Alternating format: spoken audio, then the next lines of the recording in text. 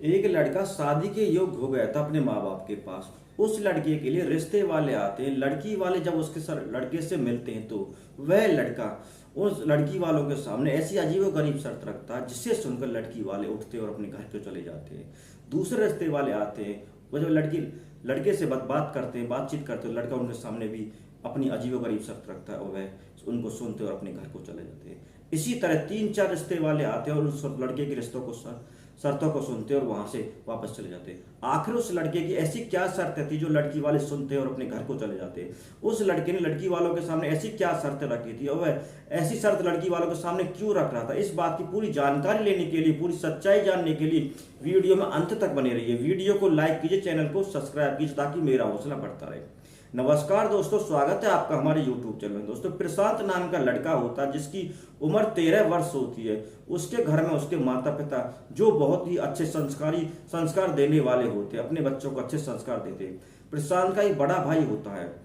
प्रशांत का बड़ा भाई शादी के लायक हो जाता, शादी के योग्य हो जाता। उसके माता पिता उसके लिए लड़की देख रहे होते और एक लड़की पसंद आ जाती है और शादी की तारीख तय हो जाती है। बड़े धूमधाम से प्रशांत के भाई की शादी होती है और जो प्रशांत होता है वो अपने बड़े भाई की शादी में खूब मौज मस्ती करता है, खूब खाता पीता है, खूब डांस करता है और खूब मजे लेता है।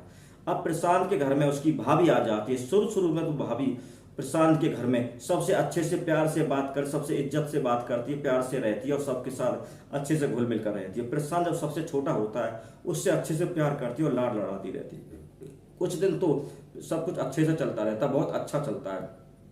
लेकिन जब शादी को 3 साल हो जाते हैं तो प्रशांत की जो भाभी होती है अपना रंग दिखाना शुरू कर देती है। प्रशांत की उम्र जो उस समय 13 साल थी उसकी 16 साल हो जाती है और प्रशांत की जो भाभी और उसके भैया होता है उनके बीच में लड़ाई झगड़े शुरू हो जाते हैं और प्रशांत की जो भाभी होती है वो उसके माँ बाप से लड़ती है, झगड़ती है और रूठ बनाकर कई बार अपने मायके चली जाती है। वो इतना ना गुस्से में हो जाती है कि वह जब प्रशांत का भाई उसे लेने के लिए जाता तो आती नहीं है और उसके माँ बाप उसे लेने के लिए जाते फिर भी नहीं आती। वह कहते हैं कि मुझे उस घर में नहीं जाना। अब प्रशांत के भाई और भैया भाभी के बीच में कोई बच्चे भी नहीं हुए थे। वो दोनों अकेले ही रहते थे। अब जब भी वो मैं लेने के लिए जाता हूँ वो आती रहती कि मुझे उस घर में जाना ही है, मैं उस घर में जाऊंगी तो मुझे अलग होके जाऊंगी, बस मुझे तुम सबके साथ इकट्ठा नहीं रहना। तो प्रशांत का जो भाई होता है वो कहता है कि मैं अलग हूं तो किससे हूं, मेरे बूढ़े माँ बाप है, मेरे छोटा भाई है, या इसकी उम्र ही क्या है, इसको पढ़ना लिखना भी आगे बहुत पढ़ना है इसे, तो मैं इससे अलग होकर क्या करूंगा। अब प्रशांत के माता पिता जो है गांव से पंच पंचायत को लेके जाते हैं, लेकिन वो बहू होती है उस बहू को अपना घर बसाना नहीं होता। वह अपनी जिद पे आ जाती है। वह कहती है कि मुझे उस घर में अब नहीं जाना, मैं जाऊंगी तो मेरे से सास ससुर की सेवा नहीं होगी, मैं उनसे अलग होकर रहूंगी। अब प्रशांत का जो भाई होता है वह कहता है कि मैं किससे अलग हो जाऊं, मेरे बूढ़े माँ बाप, मेरा छोटा भाई, मैं इनसे अलग होकर कहाँ जाऊंगा। अब प्रशांत के भाई की बात भी सही होती है, लेकिन जो है वो प्रशांत की भाभी को अपना घर बसाना नहीं होता। कई बार प्रशांत के घर वाले पंच सरपंचों को लेके जाते, सरदारी को लेके जाते हैं वो, लेकिन वो उसकी भाभी बिल्कुल भी नहीं मानती है। अब यह मामला कोर्ट में आ जाता है। कोर्ट में आ जाने के बाद जो जज होता है उन दोनों का तलाक करा देता है और तलाक में कराने के बाद 25 लाख रुपए प्रशांत के भैया को देने होते उसकी भाभी के लिए। अब उनके पास इतना पैसा तो होता नहीं है, वो जैसे तैसे अपने खेत क्यार बेचते और पैसे का जुगाड़ करते और 25 लाख रुपए प्रशांत की भाभी को दे देते और उससे छुटकारा पा लेते, उस बहू से छुटकारा पा लेते और पीछा छुड़ा लेते। अब जो समय धीरे धीरे समय बीतता, जो प्रशांत के माता पिता होते हैं वो प्रशांत के भाई से कहते हैं कि तुम अब दूसरी शादी कर लेनी चाहिए। तो प्रशांत का भाई कहता है कि मम्मी पापा मैं शादी नहीं करूंगा, क्या पता दूसरी शादी कर लो, दूसरी वाली भी ऐसी आ गई तो हम लोगों को क्या मुंह दिखाएंगे। और फिर से उसने 25 लाख रुपए मांग लिए तो हम कहां से 25 लाख रुपए लाएंगे। अब उसका शादी से बिल्कुल मन हट जाता है और प्रशांत का जो भाई होता है वो भाई और भाभी की जो बातों को प्रशांत सुनता है और देखता है तो उसका भी शादी से मन हट जाता है, उससे भी पत्नी नाम शब्द से नफरत सी होने लगती है। अब प्रशांत का जो भाई होता है वो साधु संतों की संगत में रहने लगता है और वो साधु ही बन जाता है। वो उसका घर से मोह त्याग देता है और घर को छोड़कर वे साधु के साथ ही रहने लगता है। अब प्रशांत के माता पिता प्रशांत को पढ़ा लिखाते, खेती बाड़ी करते और उसको पढ़ा लिखाते थे और प्रशांत अच्छे से पढ़ जाता है और प्रशांत जो है नौकरी विदेश में लग जाती है। विदेश में रहकर प्रशांत जो है काफी अच्छा पैकेज मिलता है, खूब पैसे कमाने लगता है और पैसे कमा कमा के अपने माँ बाप को अपने देश में भेजता रहता है। अब तो प्रशांत के माँ बाप के पास पैसे की बाहर आ जाती है, पैसे की कोई कमी नहीं होती, प्रशांत इतना पैसा कमाता है। इस तरह धीरे धीरे पैसे कमाता रहता है। अब जो प्रशांत जो बड़ा हो जाता है तो उसके माँ बाप कहते हैं कि बेटा तुम शादी कर लो। अब प्रशांत जो है इस बात को टालता रहता है, वो कहता है कि मम्मी मैं अभी शादी बाद में करूंगा, अभी मुझे शादी करने का मन नहीं है। लेकिन जब धीरे धीरे समय बीतता रहता है, प्रशांत के माता पिता बूढ़े होने लगते हैं, तो वह प्रशांत के माता पिता भी अपने जिद पे आ जाते हैं, क्यों कहते हैं कि तुझे शादी जरूर करनी होगी, तू शादी कर ले। अब प्रशांत के जब माता पिता बार बार कहते हैं, फोर्स करते हैं और कई बार कहते हैं, तो प्रशांत अपने माँ बाप की बात मान लेता है और कहता है कि ठीक है मम्मी पापा मैं शादी करने के लिए तैयार, लेकिन लड़की वालों के सामने मेरी कुछ शर्तें होंगी, अगर वह शर्तें मानेंगे तो ही मैं शादी करूंगा। तो उसके माँ बाप कहते हैं बेटा तू पहले अपने देश तो आ जा, अपने वतन आ जा, यहाँ आएगा तो जो भी तेरी शर्तें होंगी लड़की वालों से तू बैठ के बात कर लेना। अब प्रशांत अपने देश में आ जाता है और देश में आने के बाद उसके रिश्ते वाले उसके पास आने लगते हैं। जब लड़की वाले उसके पास आते हैं, उससे बातचीत करते हैं, तो प्रशांत उनके सामने अपनी जो शर्तें रखता है, उन शर्तों को सुनकर लड़की वाले उठते और अपने घर को चले जाते हैं। इसी तरह दूसरा रिश्ते वाला आता है, दूसरे रिश्ते वाले लड़की वाले आते हैं, वो प्रशांत की बातों को सुनते, शर्तों को सुनते, तो वे उठते अपने घर को चले जाते हैं। इसी तरह तीसरा लड़की वाला आता है, तीसरा रिश्ते वाला भी आता है, वो भी प्रशांत की शर्तों को सुनता है और अपने घर को चला जाता है। इसी तरह 3 4 5 पता नहीं कितने रिश्ते वाले आते हैं और सभी प्रशांत की शर्तों को सुनते हैं और घर को चले जाते हैं। अब एक प्रिया नाम की लड़की होती है, उसकी सहेली का पापा भी प्रशांत के घर आया था प्रशांत के लिए रिश्ता लेकर।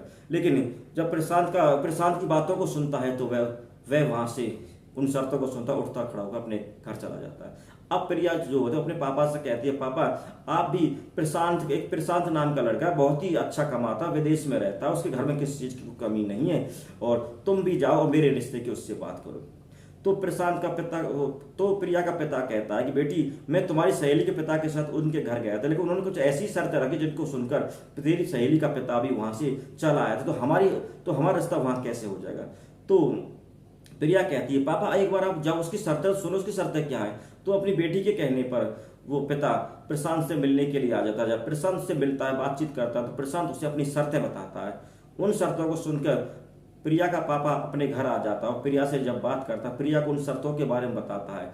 तो वह कहता है पहली शर्त उनकी ये है बेटी कि वह जो शादी में जितना भी खर्चा होगा प्रशांत उस खर्चे को खुद खर्च करेगा और तुम्हें 2 जोड़ी कपड़ों में ब्याह कर अपने घर ले जाएगा।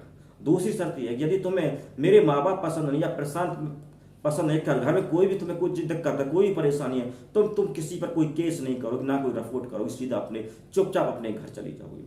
तीसरी बात वह कहता है कि यदि तुम्हें मुझसे शादी करनी है तो मेरे घर में मुझसे और मेरे घर वालों से पूछकर जो भी काम करोगी मेरे घर वालों से पूछ कर करोगी, अपनी मर्जी से कोई काम नहीं करोगी।